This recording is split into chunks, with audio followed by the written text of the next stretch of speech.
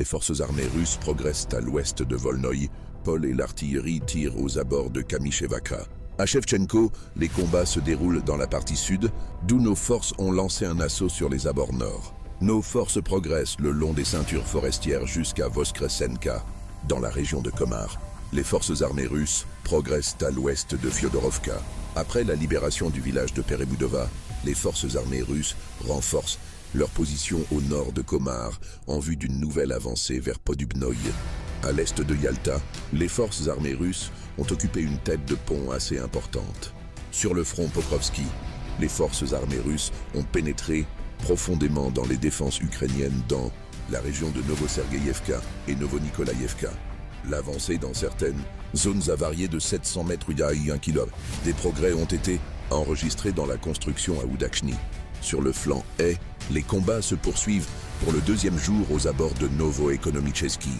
Mais il n'existe pas encore de données fiables sur la profondeur à laquelle ils ont réussi à pénétrer ni sur la capacité des groupes russes à prendre pied. À l'ouest de Toretsk, les forces armées russes percent progressivement les défenses ukrainiennes à Yablonovka. Depuis Alexandro-Kalinovo, nos forces nettoient les territoires et élargissent la zone de contrôle. Au nord de Toretsk, les combats se poursuivent dans la région de Belaya Gora et près de Nelepovka. À Tchassov Yar, des combats urbains se poursuivent. Il semblerait que les forces armées russes aient chassé l'ennemi de l'enceinte scolaire, située dans le sud de la ville.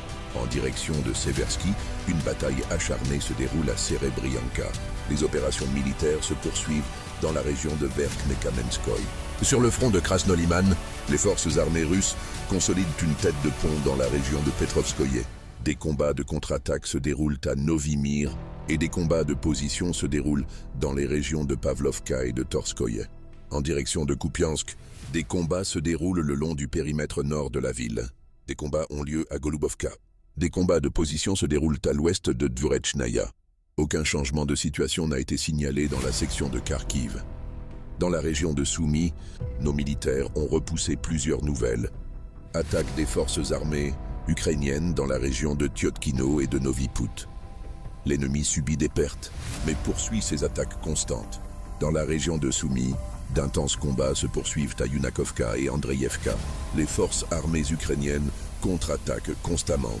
Dans la région de Soumy, une frappe d'Iskander a détruit le centre d'entraînement des forces armées ukrainiennes.